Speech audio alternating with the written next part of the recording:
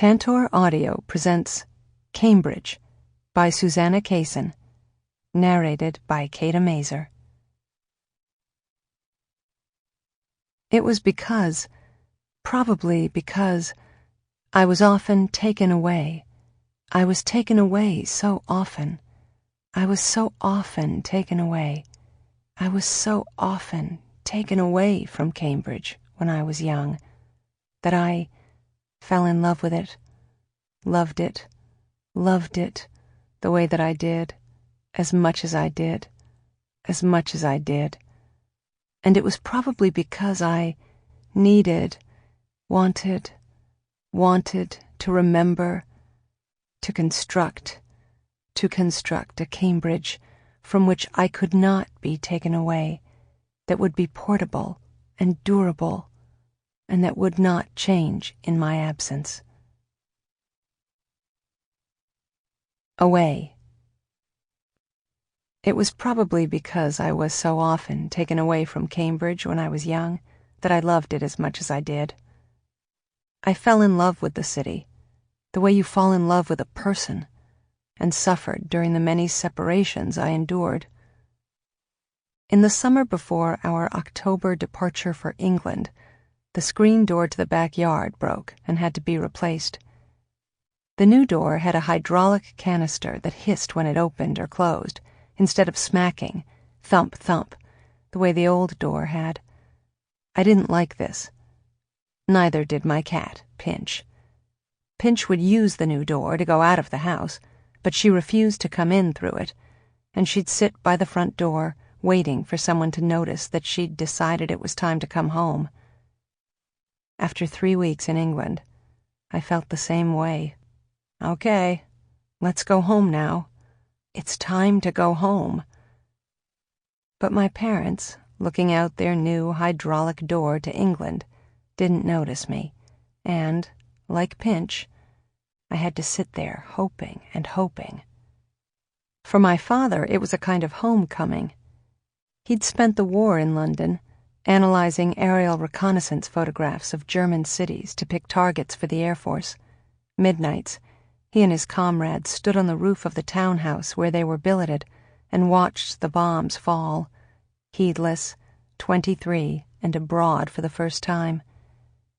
The damask and mahogany hotels, the parks and the embankment, the Elgin marbles back from the tunnels of the tube where they'd been hiding from the Luftwaffe. Now he could show all this, his former kingdom, to my mother. My mother was preoccupied with the oven. She'd been forewarned that there wasn't any heat. Nobody had mentioned the oven. The burners worked, but the oven was in a coma. She enshrouded a whole chicken in aluminum foil, aluminium in England, and roasted it over the coals in the living room fireplace in an attempt to make a nice dinner being something other than a greasy chop or noodles. This was the era before noodles became pasta. It was a failure. It was a poached chicken, pallid, wet, raw in places. The oven. When was my father going to get somebody to explain or fix the oven? My father had gone to France for the day to get us a car. It was a tiny English car named a Hillman. How or why it had emigrated to France was unknown. He went with a friend who was a French count, who had found us the car. Why my parents had a friend who was a French count, and how they had finagled him into finding them an English car in France, were not questions I asked at the age of 7. The car, my father, and the count all appeared at our London doorstep, just as my mother was unveiling the disastrous chicken she'd made as a thank-you dinner for the count. But they were young and full of life, and they went out for dinner instead, leaving me with the somber Swedish nanny who made noodles on the stovetop. Nanny is a misnomer. Frederica was my mother's aide-de-camp. She came from an aristocratic Swedish family. Her father had dropped the fawn in solidarity with socialist ideals. She had little experience of stovetop noodles, either eating or cooking them. It turned out, when she came to live with us in Cambridge, that she was a marvelous cook, but she needed 6 fresh herring, or a whole side of salmon, or a handful of cardamom and a long, twisty ginger root to do her Swedish magic. Though it was 10 years after the war, England didn't supply this sort of thing. Noodles and candy, with the occasional tough hunk of mutton, was what was on offer. She was only 18. I thought of her as a grown-up, but she was a kid away from home for the first time, just like me. Our family must have been a puzzle to her. Moody. We were all liable to black moods, which we tried to cover up with not much success. My father was best at it because he was always busy. If he wasn't going to France to get hold of a car, he was dashing around London, revisiting war glories, and teaching at the London School of Economics, and on weekends, packing my mother into the tiny car to go on expeditions, while Frederica and I stayed home with the baby and squabbled about the toilet. The English toilet was a nightmare. Every day the toilet convinced me, though I needed no more convincing, that we absolutely had to go home. At home, in Cambridge, we lived in a 3-story wooden Victorian house with a square backyard where an old willow hung its whips for me to catch and tear off. The grass grew an inch a day in June, and in January the wind blew around the frames of the double-hung windows with a cheerful rattle. My bathroom had a magnificent claw-foot bathtub, 15 inches longer than I was, and my parents had a blue-tiled shower, and gallons of hot American water gushed out of both of them. We even had a third, extra toilet, tucked under the front stairs beside the coat closet, in a tiny room my mother had painted dark red to emphasize the coziness. In England, we lived in a skinny 4-story brick coffin, set upright on one short end, with a skinny, long, coffin-shaped, cobblestoned yard in back that contained some scratchy yews and a million spiders, though once I saw a ball of excitement that might have been a hedgehog. Each floor had 2 rooms, one that faced the street and one that faced the yard. Some rooms had a fireplace equipped with what looked like the inside of a toaster, the gas fire. The kitchen was in the basement, an arrangement that made no sense unless you had servants. Also in the basement, down a dark hall that felt longer than the house, I knew that was impossible, but still, the sole toilet squatted in porcelain malevolence. Near my parents' bedroom was a tub, in what was literally a bathroom, where you couldn't pee, though I'm sure my father used the sink. The terrible toilet was big, and was mounted on a wooden plinth. I could barely get onto it, and once on it, I worried I'd fall into it because the seat was so wide. The room was a 9-foot-high sliver, only inches broader than the toilet, its clammy walls pressed in on anyone who sat there. Up above, mounted like a moon on the ceiling, was the flushing mechanism, a box of water with a chain and pull that wasn't reliable. Sometimes when I pulled it, having made the little hop I needed to reach it, it didn't move. Maybe it was on strike against Americans, like the useless oven. The room smelled of old pee and old plaster and old damp. Constipation. Psychoanalysis unnecessary. Frederica got mad at me for using the chamber pot to pee in at night. "Are you going to clean that?" she asked. "It's just pee," I said. "I have to clean that," she pointed out.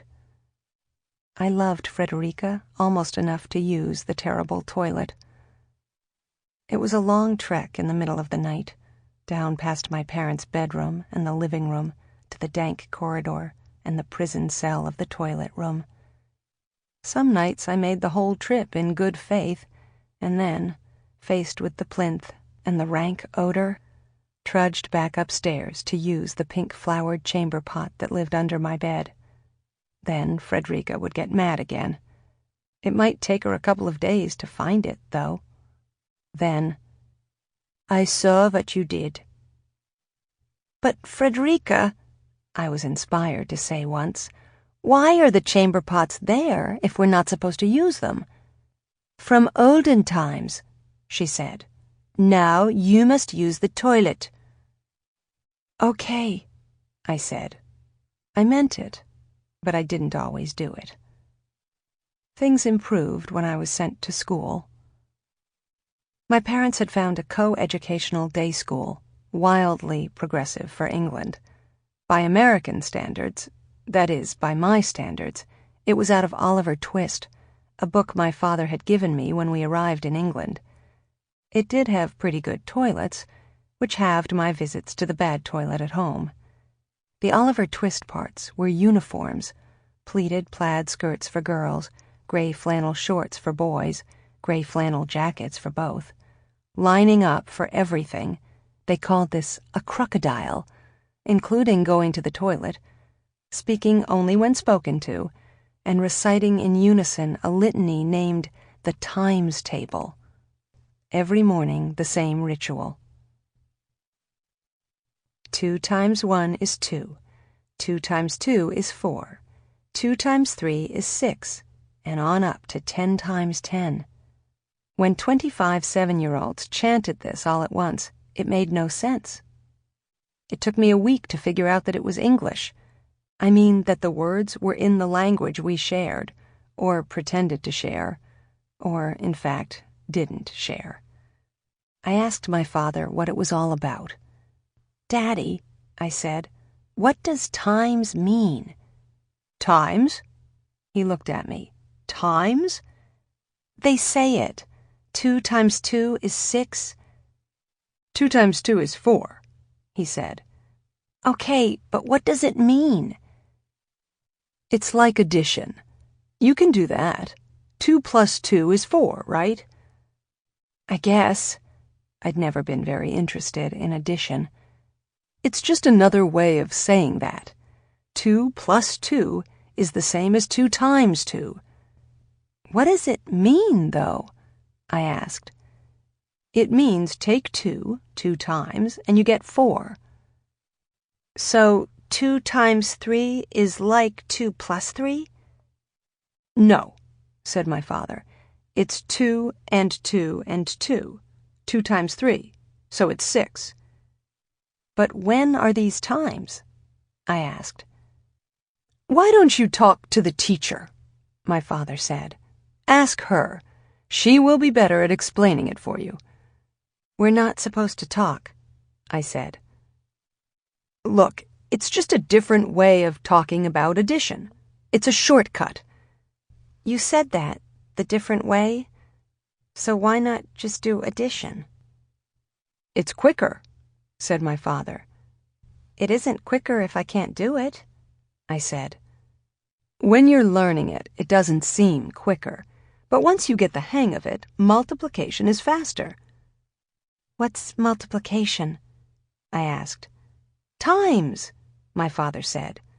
"Times is multiplication." He sighed. "I'm going to stick with addition," I said. I decided to stick with addition mostly from petulance. Addition was Cambridge. Times, multiplication, whatever it was England, and I knew which side of the Atlantic was mine. Arithmetic and language affected me in different ways. Arithmetic had a stately, rhythmic progression that I could appreciate, but something about the static truth of numbers hurt my brain. Numbers felt sharp.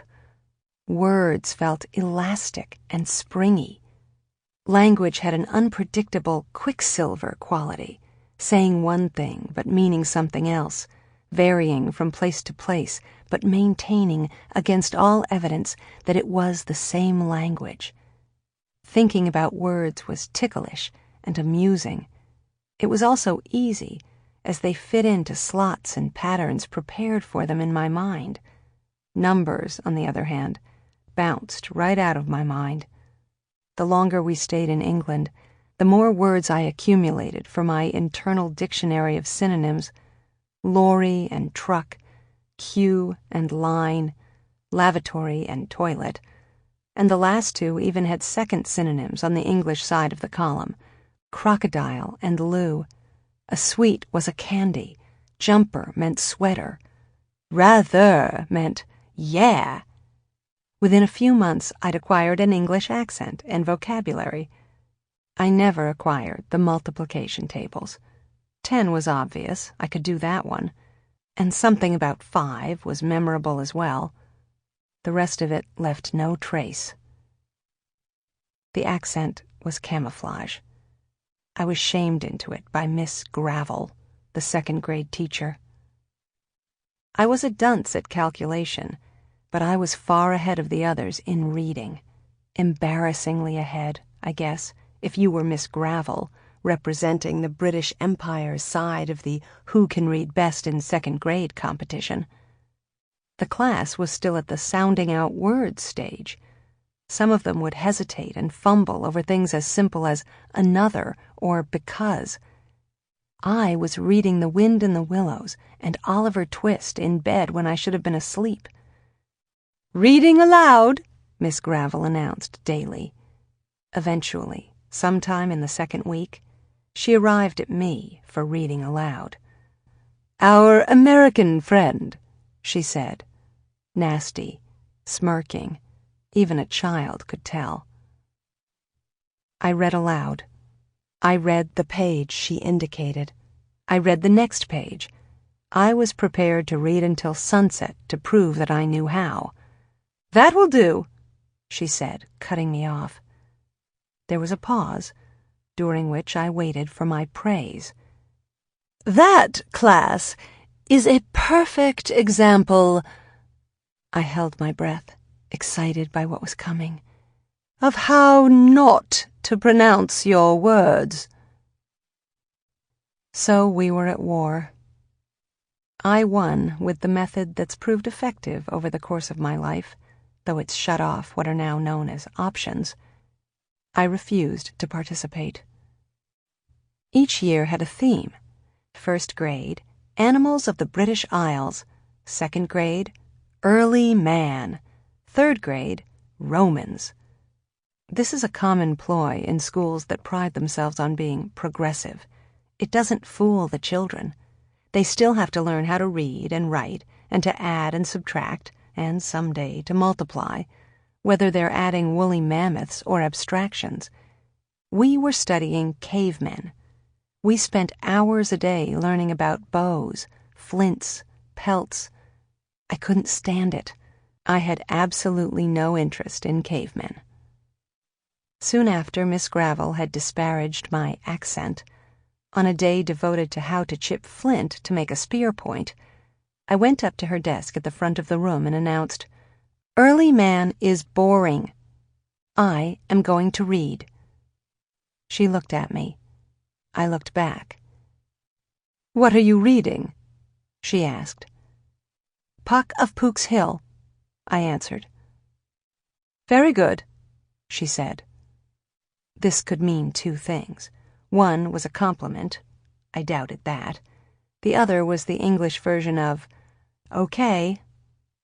I decided it meant okay. Miss Gravel and I had arrived at an entente, more or less cordial. I could read instead of listening to Flint talk.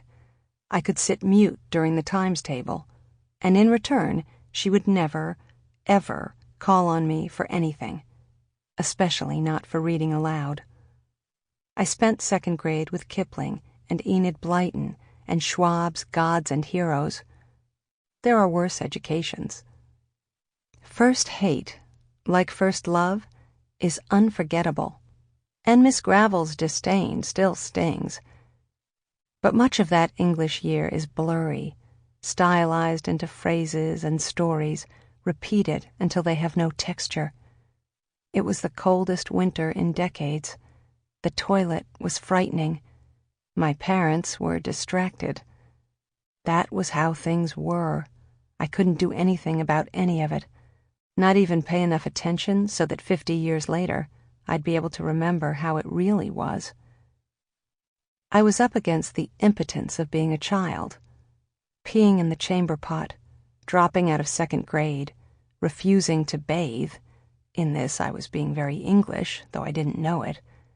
My rage at England, and being plonked down in it as if I were nothing but a suitcase, made no difference to my parents.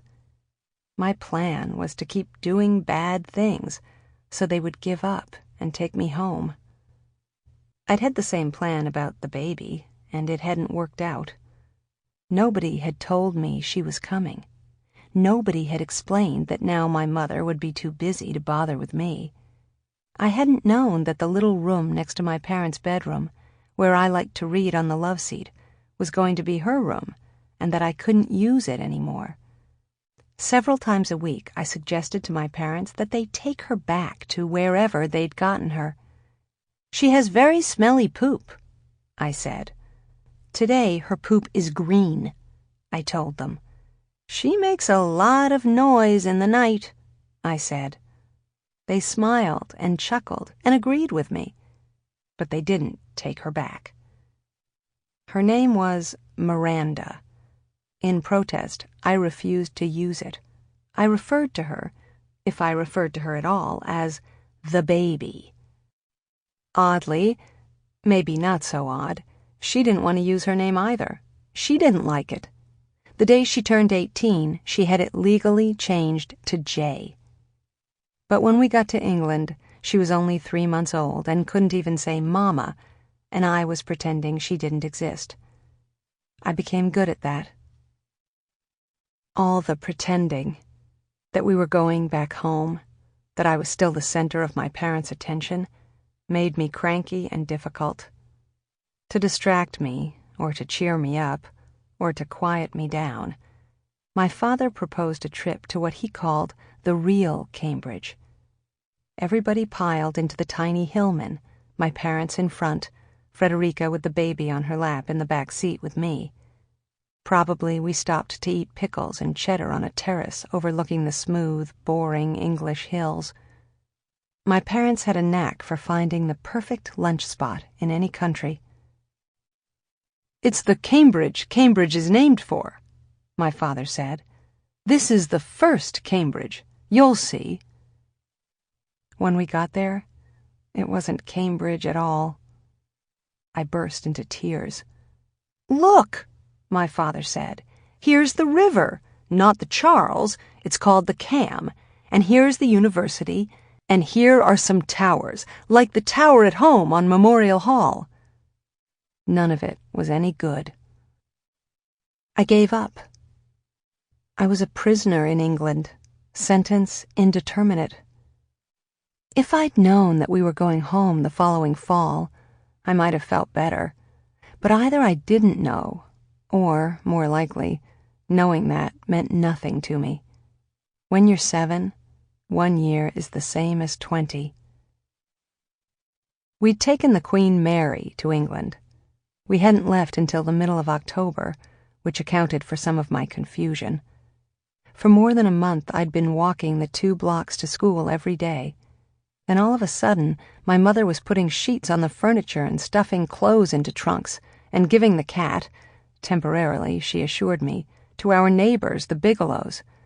And now here I was, running up and down the stairs between decks, and poking into off-duty ballrooms on a floating vacation that, for all I knew, was never going to end. October is late for an Atlantic crossing, and we had some bad weather.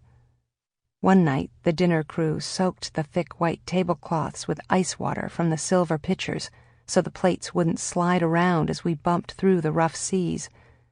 I was delighted by the chilly table and the moist impression left by my glass when I took a drink, and the way the waiters topped up the dampness with a little tip of the pitcher as they passed by. I was also pleased to be alone with my father. My mother was feeling seasick and had stayed in the cabin with the baby. I was superior, eating in the half-empty dining room. That didn't last. We were all sick by the next afternoon, stuck in our humid, salty, stinky cabin together. That night we passed through the storm, and the morning was clear. For the rest of the trip, I sat in a deck chair on the sunny side of the boat, looking at the horizon, unbroken except by the teak and brass railing, listening to the lulling waves. The ship thrummed through the water, moving forward to the future, but taking its time getting there. Out in the middle of the ocean, there wasn't even a gull. Nothing but high, thin clouds drifting behind us, awake in the sky. When I read The Magic Mountain for the first time a decade later, I recognized the rest cure, in a recliner, swaddled by a blanket on a balcony looking at the Alps, as a variation on the Queen Mary's deck. Alps, Atlantic, not much difference. The point was to be immobilized by blankets and circumstance, to be cold while being warm. The boat had huge steamer blankets smelling of brine piled beside each stack of chairs, and to have a view so panoramic, so nearly limitless, that it made any idea or worry trivial. Tranquilization by landscape, or, in this instance, seascape. But when we got there, and so forth. In the end, and even at the time it was an embarrassment to me, after all the complaining I'd done, I settled into English life. I found a couple of things to like. The candy was the main thing. It was much sweeter than American candy. Compared to Cadbury's Dairy Milk, a Hershey bar seemed like a sketch of chocolate, a description of a candy bar, rather than the thing itself. Dairy Milk was so startlingly sweet that it put me in a swoon, with black dots darting around my eyes and my head spinning in a sugar fog. The other thing I liked was that one time, for less than 3 seconds, I managed to fly. Maybe I was tanked up on chocolate that day. I'd tried flying hundreds of times before, jumping off a rock and willing myself to stay airborne, or running across a lawn as fast as I could, copying the takeoff technique of a duck in the water. I could get very close to it, but I never got up. I was a diligent student, though. Sometimes I'd repeat my effort 10 or 20 times in a row, if I just tuck my legs in, if I hold my arms closer to my body, if I jump 1 inch higher. I was always refining my practice. It was November. I was sitting on the wall outside the school, apart from the others. I didn't have friends, but I'd been careful not to get enemies either. I stayed in my private reading world and avoided conversation. The wall was about 3 feet high, and, like the toilet, required a hop if I wanted to get onto it. The school was at the top of a hill, and the wall got higher as it progressed down the street. So by scooting along the top, I could sit farther above the ground than I could hop up to. We all sat there every day after school, waiting for our mothers or nannies or chauffeurs to pick us up. Frederica would come for me, pushing the rattly black pram with the baby, and we'd walk the 6 blocks back to home. I'd tried several times to fly off that wall, with my usual result: not flying. One day, something in the universe bent a little and gave in to me for a few seconds. I jumped off the wall, knowing I'd bang onto the ground, but at the same time hoping that maybe today I'd get it right. And there it was, finally, what I'd been after: the sensation of rising. My chest pressed against the English air as if it were water, and I was buoyed up, going forward instead of down. I took a breath and hung by my full lungs for 1 more second. Then, boom, I was scrambling with both feet on the pavement, winded and thrilled. I was so excited I had to say something. "I flew!" I said. My classmates, perched like so many crows, they called them rooks, turned to look. Quickly, before the law of gravity could be reinstated, I jumped again. Is there anything today that I would pursue with such fervor? When Frederica arrived, she was Sample complete.